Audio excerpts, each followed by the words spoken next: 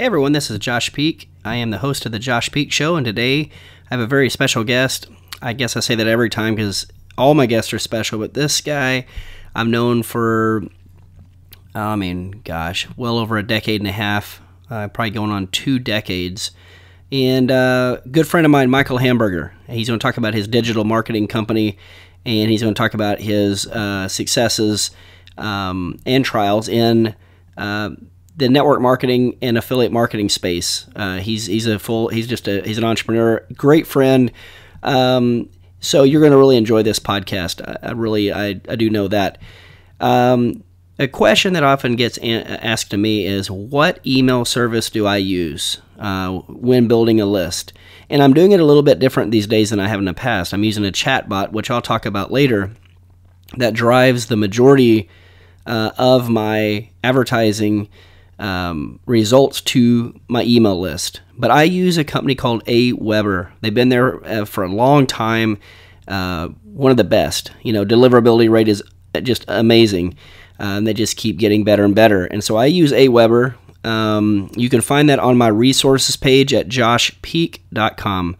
And you can learn more about Aweber. So if you're going to build any business, plumbing, electrical, if you're a politician, if you're a digital marketing agency, whatever you are, hairstylist, you better be building a list. You better be building an email list.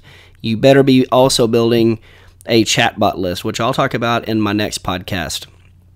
So Aweber is who I use. You can go to joshpeak.com, go to my resources page, and you'll find more information about it there. So enjoy this podcast with myself and Michael Hamburger. You're really going to enjoy it. Thank you.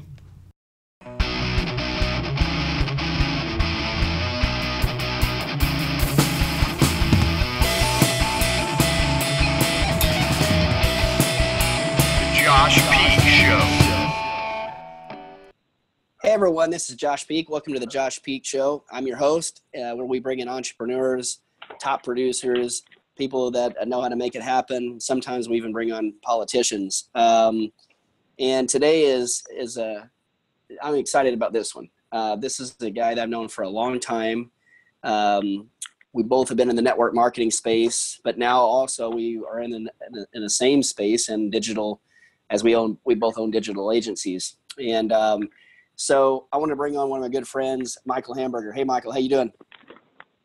Fantastic, Josh. Thanks for having me out here. Yeah, man. Well, I'm glad you're on. I mean, we talked last week and haven't talked in a little bit. And you gave me a call. We went on for about an hour and talked about, what we're doing these days. And I think there's reasons why,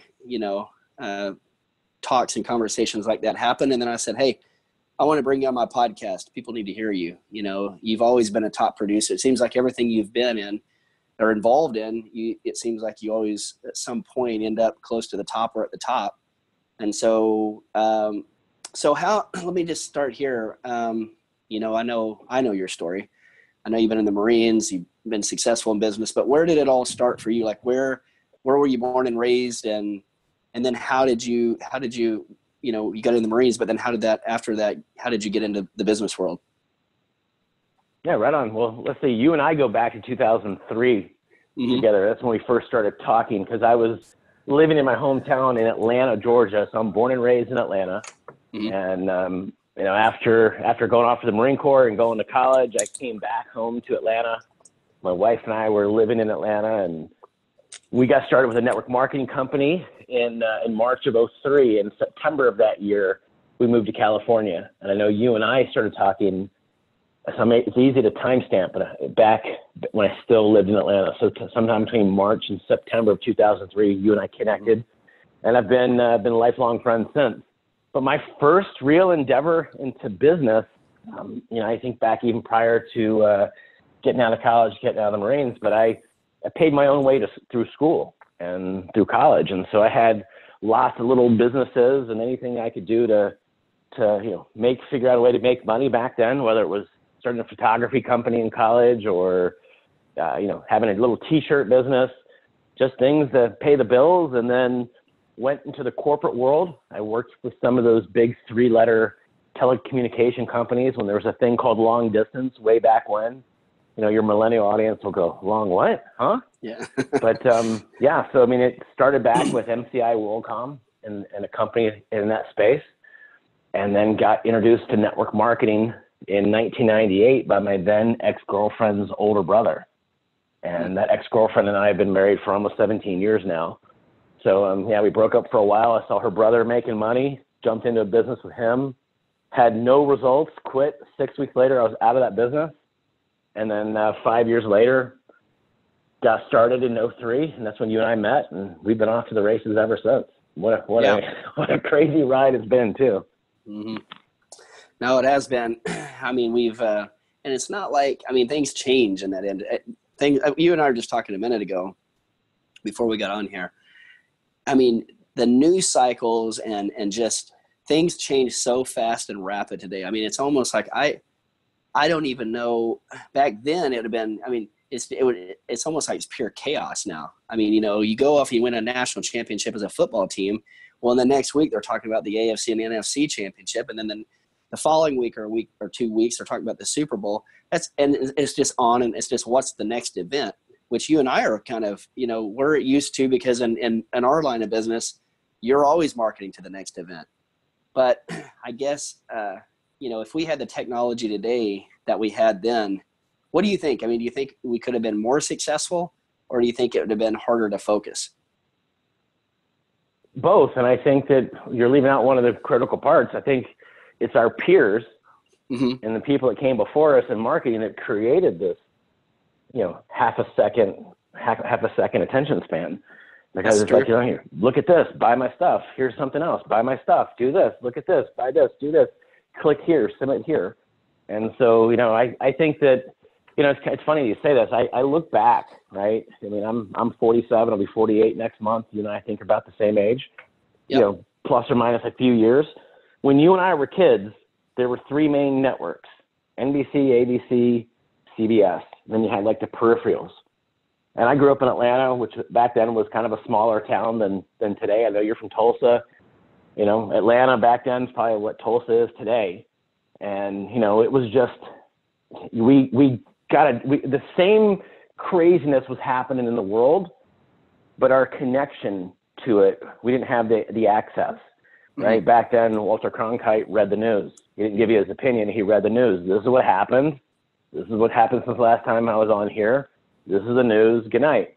Now we have 24-hour access to the media. We have 24-hour access to social media, to the internet. So things, the cycles are happening like they were before, but they're happening at a faster pace because there's more access to it now. So your question is, could we be successful? Josh, I've known you for a long time. You've known me for a long time. I'm willing to bet, given whatever the environment is, that you would have success. And I'm willing to bet that I'd have success, just because that's the personalities we have. You know, until we get to that point, I think technology is definitely the biggest driver. Until we get to the point where we become grandparents whose VCRs are still blinking at 12, meaning the technology's far surpassed our attention span or our application ability. Until we reach those points, I think we'll be okay. Yeah. But when we get to that point, where that line of demarcation where it's like it's that, oh gosh, that's the Facebook stuff, and I'm putting the on there on purpose, right? The Facebook stuff out there. You know, I got my dad on Facebook back in '09 because I was doing all my business on MySpace, and this new thing called Facebook was going to be the non-business side of me, where my family on the East Coast could see my kids, or my kid that was born, with me being out here on the left coast in Arizona. So yeah, long answer, short question. Well, no, that's good. And you made a good point. I didn't even think about that. Is the peers before us created that, you know, and not right or wrong. It's just, it is where we're at. You know, and so, but that is interesting. You say that too on MySpace. That was probably my first level of online experience as far as having success, when I took YouTube, embedded a video on YouTube of me talking, and put it right in the middle of MySpace at the top. And so every time that someone would hit my MySpace page, that video would automatically run. And then it would run it up in the search engines on YouTube and Facebook. And it was just, I was like, man, I'm generating leads like crazy, man. Like and when they start talking about Facebook, I'm like, I didn't even want to go to Facebook. I'm like, I want it I don't want this to end. You know what I mean? It was like, right. Things were way good on MySpace. Oh man. Yeah. Yeah. Good old Tom. Thank you, Tom. Right. Tom made me some money, man.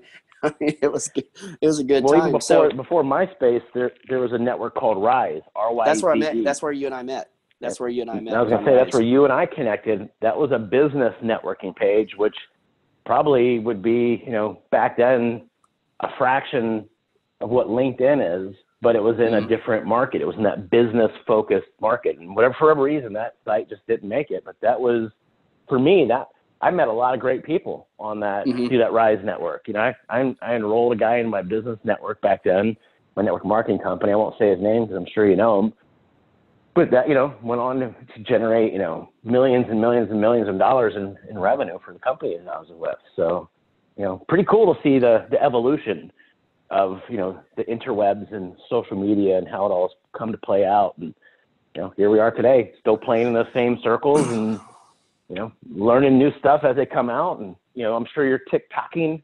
Look, the rest of the guys are out there TikToking. Are you a TikToker? I haven't spent a whole lot of time on that. It's funny because I took that, it was funny because Gary Vaynerchuk started talking about it. So I got in it early, did a little bit, not a lot.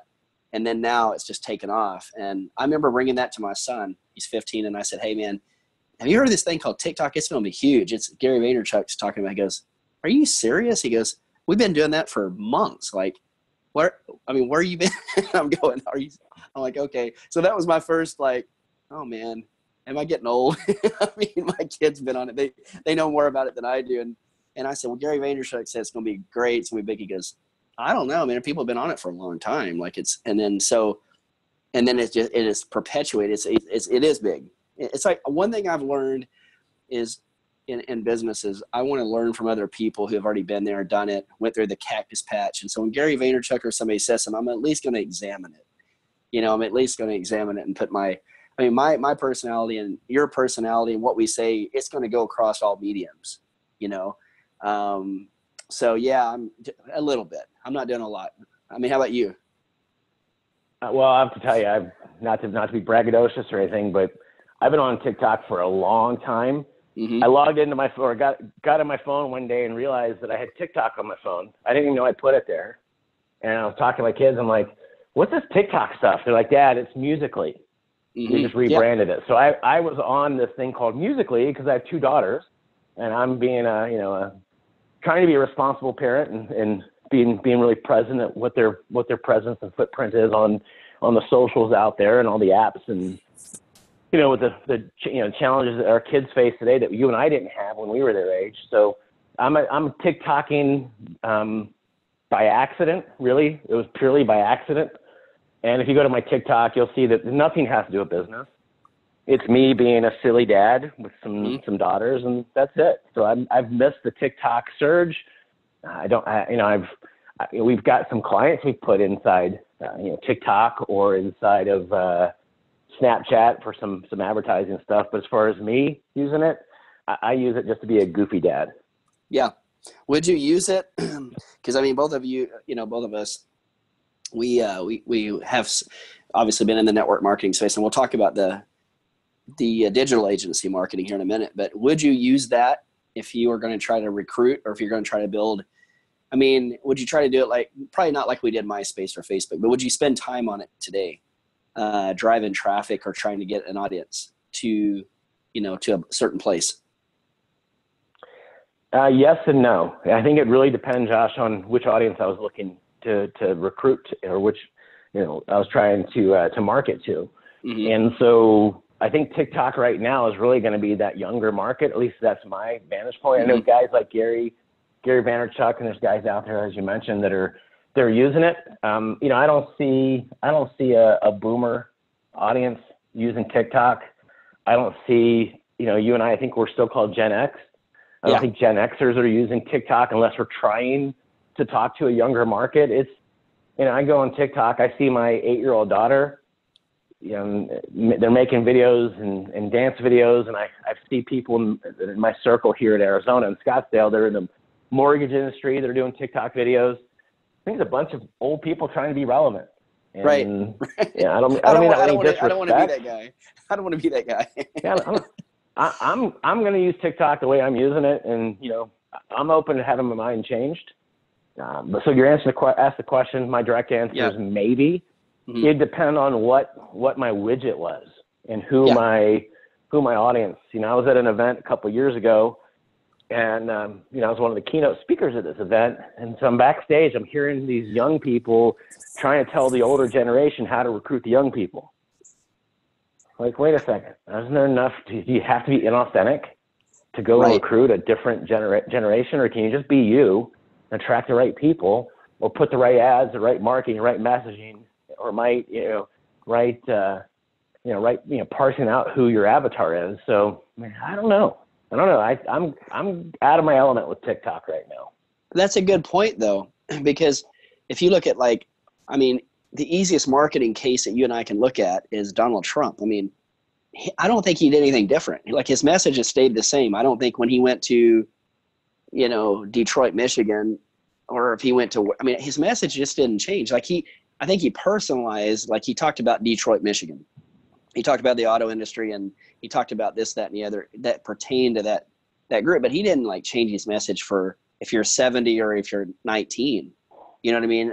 So you're right. I don't think that, that is being inauthentic. If you're, you got to do this to go and recruit a younger crowd. I don't think you have to at all. Well, I used to go to my grandmother in Atlanta. I had this little German grandmother came to the States during World War II to escape the Holocaust, right? So English was not her first language ever. I'd go to her house, and her VCR was always blinking 12. And for me, it was always, I'd walk in, and I've always had a really good, I've been able to adapt to technology, right? And so I'd walk in, and the first thing I do is Oma, and she's German. I call her Oma, of course. Oma, let me fix your VCR so you can record your favorite musician, Julio Iglesias. Oh, would you do that for me, honey? And, you could tell once the power went out by the time, next time I came there, because their VCR would be blinking 12 again. It reset back then. Different technology today, things pull the clock down from all these other places. But you said Donald Trump. So, I won't get political. It's easy for me to do these days. Like everybody else, I have my opinion, and it's my opinion. One of the things that you said is he hasn't changed his message. And so I have friends who've sent me videos of our president long before he was even thinking of becoming president. His message today is in complete alignment with what he was saying back then. Mm-hmm. We're talking about 20, 30 years ago, a young Donald Trump. 20, 30 years ago, Oprah Winfrey was asking the questions, do you want to be president? You could do it. The same things he says today about our politicians he was saying back then, what they were lacking and what he thought they should be stronger in, where we were weak. Same message, different party affiliation back then, but the message is still the same.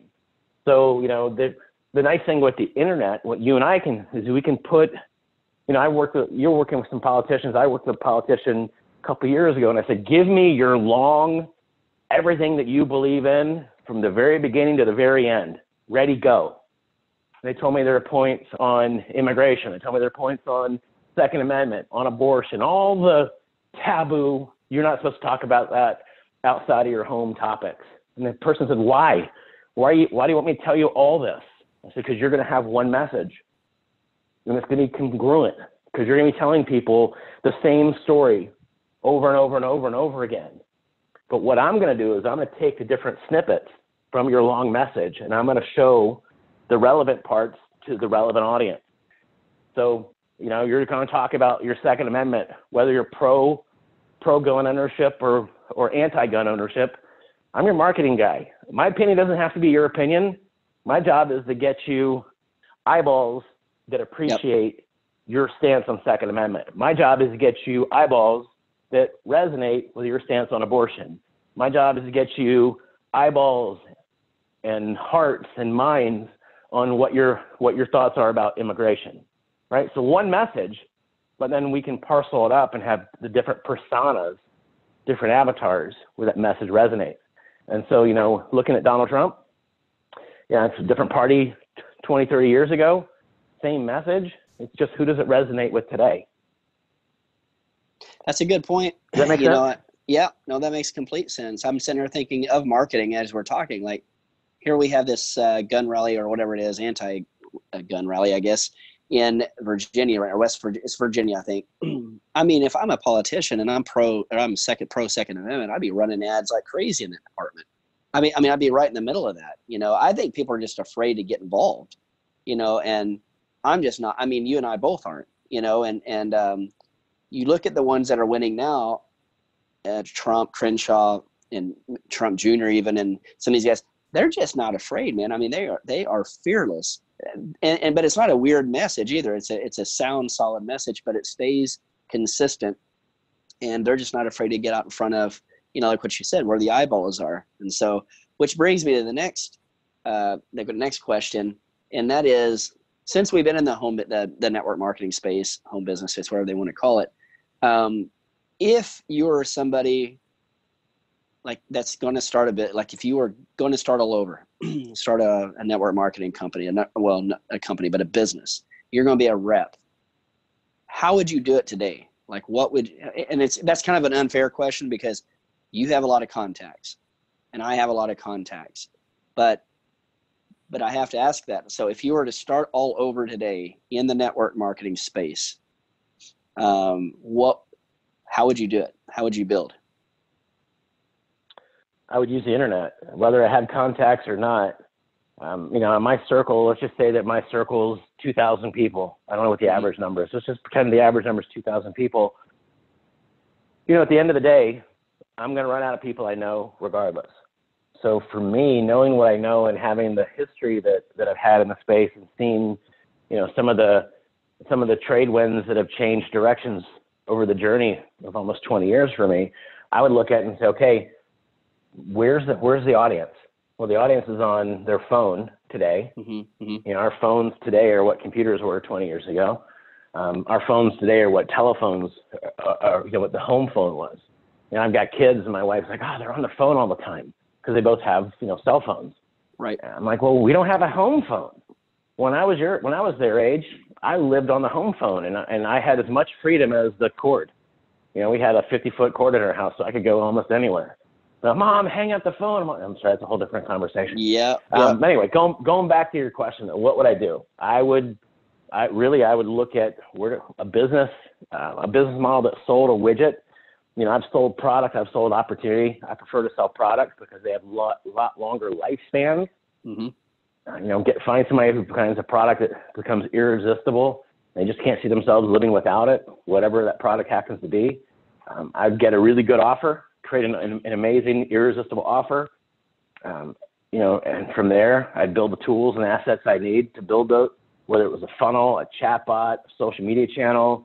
And then I'd go out and create a custom intent audience, some running paid traffic. So for me, I evaluate businesses based on the opportunity of having the right eyeballs, the people that I don't know. I've had the opportunity at one time to work with the guy who was at the time the number one income earner in all of network marketing. Guy's a phenom. Everything he touched turns to not even gold, but to platinum. Looking at his model was, hey, if the person's in your phone and you won't call them, delete their contact from your phone because otherwise you're not serious. Well, I don't know if that's true. But for me, it's like, okay, instead of looking at my phone, let me go see what Mr. Zuckerberg, what kind of audience can he bring me? Let me go see what Larry Page and his partner can bring me on Google.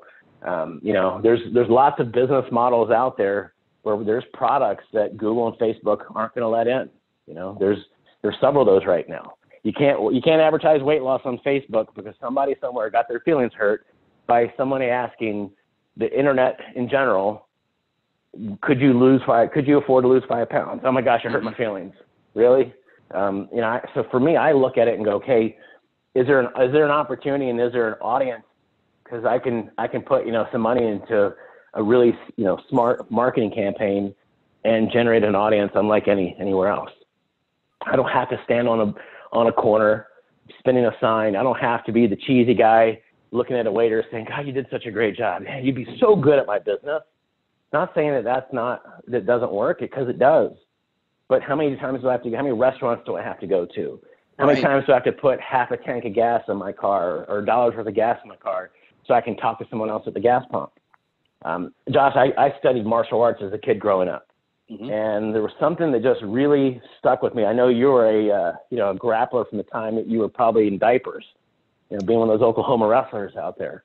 Yep. You guys are a whole different mindset. But think about this. In martial arts, I was taught it was easier to use someone else's energy than it was to try and use my energy. Meaning, I look at it like business.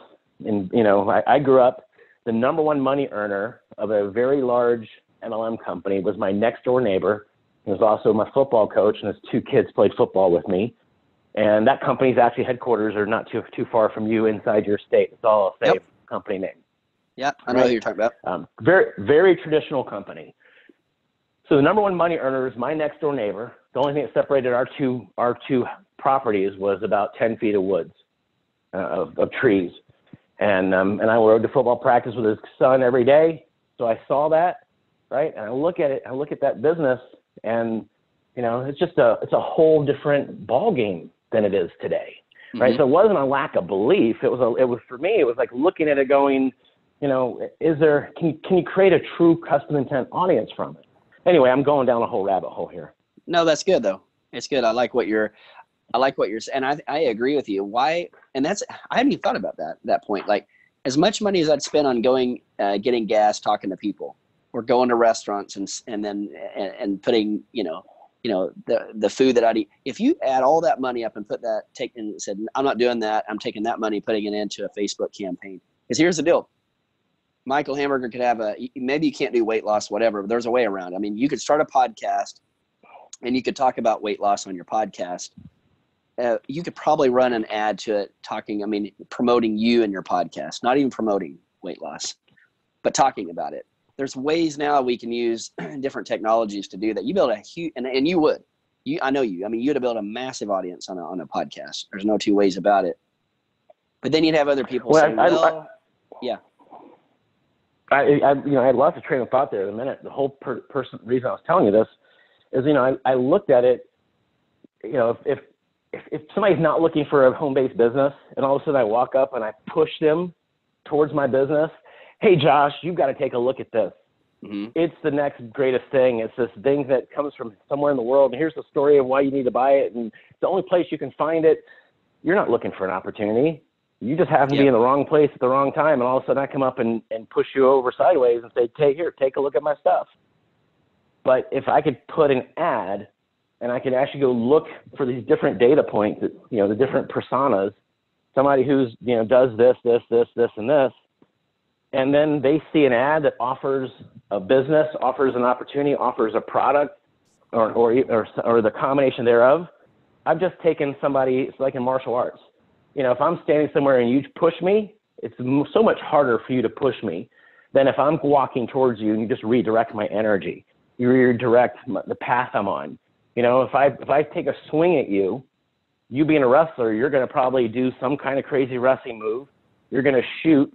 It might even be like a judo hip thrust or some sort, but you're taking my energy and you're using it against me. You're using it to your advantage. And marketing is no different. If you're trying to push somebody to something they're not open to, they show up with arms crossed, not open, ready to pick you apart. Hey, we've all heard it. Hey, if the money was right, the time was minimal, or your options, would you keep your options open? You've heard that so many times. I'm sure if somebody says that to you, either one, are going to laugh because it's so funny. You can't believe they're asking you that still. Yeah. Or two, you're going, okay, what's he or she going to pitch me? Yeah. But yet, if I was able to say something that would get just your attention online through an ad, a display, whatever it happens to be, a quick little video snippet, I pique your attention and you go, you know what? I want more information. Click. Now you're using your own energy, and I'm just simply redirecting you to the primrose path, which is that call to action, that irresistible offer, that I got to do something else because this isn't working, versus a pop-up, a pop-under. That's almost like pushing somebody that wasn't looking, in my opinion. Anyway, that was the closure of my point. Well, I think that's right. Like, I've thought about myself, like if I was ever going to do it again, I would use my podcast to do it. I would talk about, I mean, there's so much I can talk about and get and create a good message. And I mean, I'm seeing people today do it in a sense, like no one, I think certain people, they know about podcasts, but they don't know how to start them. They think there's too much work involved or whatever, but I'm watching some of the best networkers today that are driving people to a Facebook group, which, I mean, this has been going on for years, but driving people to a Facebook group, educating them, and then takes them to a customer Facebook group. And then if you're going to be a business builder, they get them to a business builder Facebook group, whatever. But they're creating what you and I read, you know, I'm sure you probably read the book Tribes, maybe, from Seth Godin. Well, that's all he was talking about, is building tribes. That's all these people are doing within a Facebook group. And I think what it just comes down to is a lot of people using, you know, and utilizing the internet and building their brand at the same time, then driving them to this one certain location. And really, sometimes, I mean, that could be the tail that wags the dog. I mean, there could be such a large group in these things that it's not the network marketing company doing it. It's people doing it, you know? So that gets interesting. I mean, we live in interesting times, I guess, when we talk that, when we talk the internet and marketing, and then how to build a network marketing business. I mean, I'm sure there's still people having hotel meetings and still doing whatever. I'm not saying those are irrelevant. I think sometimes you've got to get in, you know, in front of look what Eric Worre's doing. I mean, he's doing it. It's huge, you know, what he's doing. So anyways, it was just on my mind. It's one of the questions I wanted to ask you is, like, you know, if you're going to do it today, how would you do it? And that's a good point too. You said find a product that's basically addictive, you know, that they can't live without. That's interesting. So where do you see, like, what do you see the problem in network marketing today? Like, what do you see as, I mean, I've been out of it for 3 years or so. And so I have my opinions when I look at it. I'm like, gosh, would I ever want to do that again? But then I see people having massive success with it. Do you think that there's a bottleneck? I mean, do you think it's a leadership problem from the top of these companies? A lot of them, like, they don't know how to run companies, a bunch of their leaders. Do you think it's products? Do you think, what do you think the negatives of network marketing is? Well, you're opening up a wormhole. I think it's important first to know that I'm not building the check anywhere. You know, I've been a distributor. When you and I met, those three, we were distributors. You were doing traditional MLM. I was doing a bigger ticket MLM, and you know, we were both trying to recruit each other, but we did it with dignity and class, right? We never peed on the other person's parade. You know, I think that a lot of what the challenges that I see right now, again, I'm not building a check. I went from a distributor to corporate, from corporate to ownership, back to corporate, back in the field. I mean, been doing this almost 20 years. But I've been around the industry, and I still serve a lot of great clients in the industry. I can tell you what I see is some of my clients, what some of their challenges are before they show up on our doorstep, is they're stuck in this famous last words. Well, we've always done it this way. Yeah. What worked for us in the past is this. And, you know, when people started, you know, in the first MLM companies, there wasn't an internet. Al Gore hadn't invented it yet.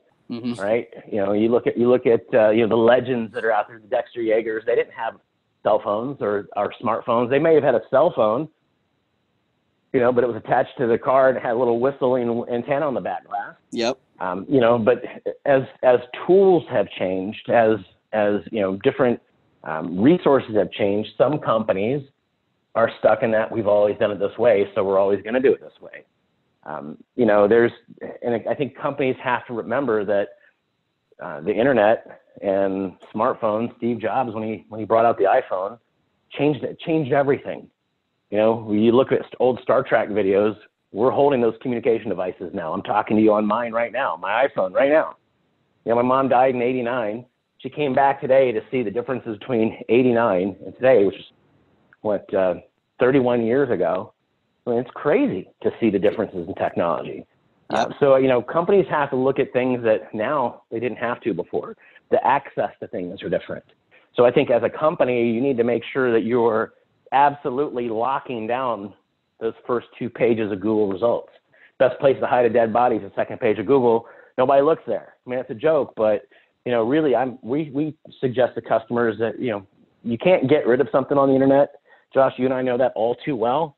But you can suppress it by pushing it down in the ranks and putting more relevant things up. You want to see somebody who understands what it's like to own that front page result. You've already said his name. I've said his name, Gary Vaynerchuk.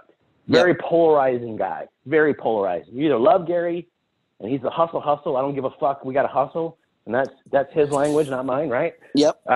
That's Gary. You know, he's in an Uber telling you how he's hustling. You either love him or you don't. And he's got lots of haters and lots of fans. And you look at guys, you know, in our space of network marketing that don't have that same attention to detail. And the front page, they may be the greatest guy, but they don't understand the value of search engine optimization. Mm-hmm. You look at Ty Lopez, real famous internet marketer. He's the YouTube, you know, the king of YouTube right now. He understands the front page value. He understands that and has lots of properties and assets. So I think network marketing companies, you know, they put all their dollars, the marketing dollars, back to the field. Where I see that they could make some changes would be have some online irresistible offers. If I'm a company owner, I'm going to have one main Google co-op that I'm hiring an expert team like the team that we have to run that, because that way I'm not driving up the cost of dollars or letting competitors come in and really kind of play some of the games that we see people playing. Yep. I'd make sure that my team have all the marketing tools available so that I can control it. You know, I did some consulting with a company that's here in Arizona a few years ago, and I had the fortune to actually spend some time with them at an event in Hawaii with all their top echelon team, you know, recruiters, their distributors. And one thing that was really impressed me was every piece of swag, every hat, every T-shirt that was not put out by the company had a compliance ID number hidden on the hat, hidden on the shirt, hidden on the koozie or the cup with the straw or whatever, right? You've been to these events. It's like, you know, swag gallery galore. Everybody's rocking their company gear. But it was that fine attention to detail, that fine tooth attention to detail where everything had to go through compliance. And so we look at things that are, you know, from our vantage point, coming from network marketing, still serving that industry. I've got a partner who's made a lot of money in network marketing, started and sold companies successfully in the space, and has been a top distributor as well. And so we look at things always from a compliance mindset. Like, you know, there's enough people doing this. The company's going to get those 3-letter knock on the doors, which costs freedom and money. We don't want those guys showing up, you know? So, you know, I think SEO is important. Having the right tools is important. Keeping your volunteer army in compliance is important. There's always that rogue guy that's out saying somewhere or something, this cures this, and you regrow your arms and blah, blah, blah. We've heard all the craziness out there. You know, so SEO, having a congruent paid strategy, having the right tools, and then getting people in lockstep so the message is uniform. Do you see many companies doing that? Do you see most companies doing that, though? I mean, I don't. The companies I've talked to, I don't even think they look that far down the road. Like, they don't even understand what a co-op campaign is. You know what I'm saying? So yeah, there's some. I mean, heck, that's my job, I guess, is to help educate these guys because they're my potential clients of what we do today. And so, yeah, there's some. I don't really kiss and tell, so I won't tell you who's doing it as far as our clientele. You know, you know the deal. High school drama and check with a comma, they just don't work together. So it's easier for us just to have really tight lips and not talk about our clients. But, you know, I've seen a lot of guys do it. I've seen guys come to the table that we've talked to that chose not to do it. And we've seen some of the challenges that have come by turning the blind eye. You know, you can see it when you've been doing this long enough. You can see the potential train wreck getting ready to happen. Like, if you don't change something, may not be today, may not be tomorrow, but you know that sound, that's the train coming, and you're on the track. So I got about 10 minutes with you here. So I got 2 questions, and then we'll taper it off here. The first one is, I sat down with a client, you know, a company I know very well, and so this goes right into what you do, your business today. You and I both, we're in this space in different areas, and hopefully we're getting ready to start working together on some things. But if you got a client that comes to you, okay, and I've had this, and they're like, hey, I get it. I see social media. I understand search engine optimization. I see all these things, but you know, the only thing that matters to me is the phone ringing. That's it. What do you say to a client like that? That's all they see is the phone ringing. The pressure from the owner is on the CEO, or say there's an owner. I just want to see growth. I don't care about the social media and all this other, this, that, and the other. So what I'm saying is they're not seeing the value of a brand. They're not seeing those assets like you're talking about. They're focused just on the phone ringing. That's all they care about. Are they missing the big picture? I would say yes, but at the end of the day, if my client just wants the phone to ring, sir, ma'am, what is your budget? And we break it down so it's math. Mm-hmm. For us, marketing is math. If you see marketing as an expense, I don't want to work with you. If you see marketing as an investment, you're my ideal potential client. And so if I've got, let's say Johnny client here that wants the phone to ring, okay, Johnny, we're going to really, dig down to make it a math equation. Johnny client, what's your product sell for? What's your cost of goods? What's your profit? Perfect. Now I know some basic numbers. And then I'll say, okay, what's your CAC? What's your client acquisition cost? What are you willing to pay to get a client? So we've got a client they've got a $90 profit between their their cost of goods and their retail product. And so, okay, look, you've got a $90 profit. Of that 90, how much can I spend to acquire a customer? So if I come back and say, hey, it's going to cost me $30, basically the $30 is how much my lead cost is going to be, or my client acquisition cost is going to be. It cost me $30 to get you a $90 client. So every time I do that, you make $60. Johnny client, how many $30 bills do you have? Probably as many as you have in your wallet, and you're going to keep pouring more back into it because 90 is 3 times bigger than 30. And if that's what you're covering your cost of goods, you're covering your marketing, you're covering all the things, and there's a true upside, I'd probably focus, Josh, on accomplishing that mission first, and then coming back and saying, hey, by the way, right now it's for $30, I'm getting you a $90 client. If we were to invest a couple projects here, and really start working on your social media, we're going to be more efficient. We're going to be able to get that brand voice out. There'll be a little bit more brand recognition potentially. We might have more collateral, more content. We might be able to drive your CAC down a little bit more. Yep. And we might be able to get a bigger yield actually out of your ad spend budget, your marketing budget. So, the way that you phrased it, I'm always going to say, hey, we got to talk about social media. We offer that total management. A lot of times companies don't do it because they don't know how to, or they're not willing to make the investment, or they don't have people that understand it, or they don't know what the true intrinsic value is going to be. That's what it is right there. I don't think they can put a dollar amount on it. They're like, okay, what is this getting me? What is social media really getting me? Social media, it's free. No, it's not. It costs you everything. Yeah.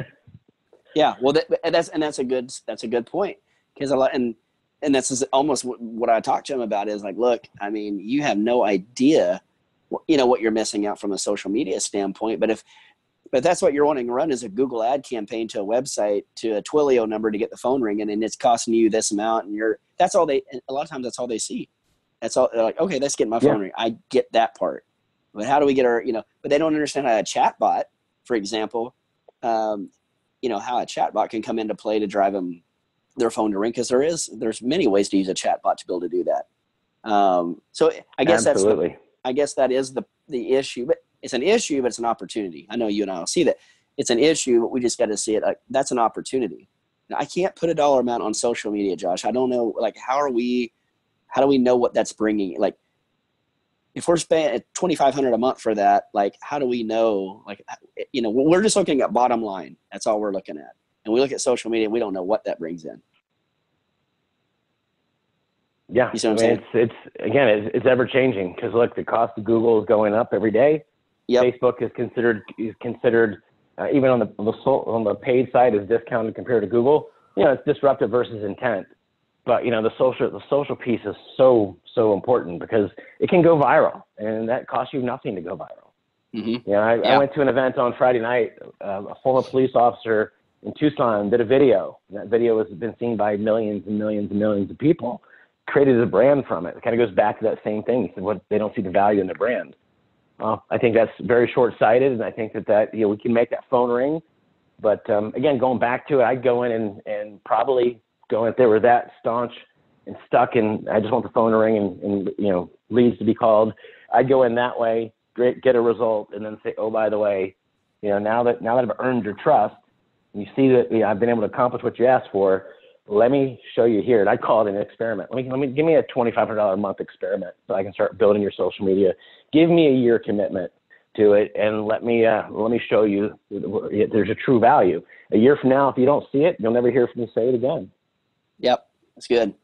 All right, well, we have short time here. I know you gotta get on another call. So just real short. I mean, what are you doing these days? Like, obviously you're focused. You have a digital agency. You've got some of the best talent working with you. Who is your ideal client? Or you may not even have one. Just anybody can be your client. But what are you doing these days? Yeah, so we do a bunch when it comes to we work still a lot in the direct sales space. That's my background, Yep. My partner's background. We also work very heavily in the medical space. We're doing a bunch in some of the fringes. So we work with a ton of cannabis and CBD companies. I just see that as a huge emerging market. It's kind of a capped and closed opportunity when it comes to advertising, but we do a lot of SEO.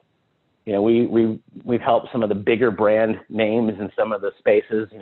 Here we heard of the company Jewel. My partner moved the needle Yep. for those guys from, so just big numbers. And so we do a lot of SEO today.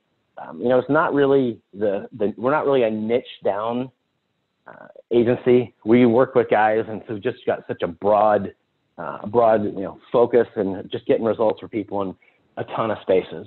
So everything from politics to cannabis to real estate to MLM and direct sales to regenerative medicine. It's for us, it's people that want to move the needle and that aren't scared to actually create their own ecosystems in the digital side.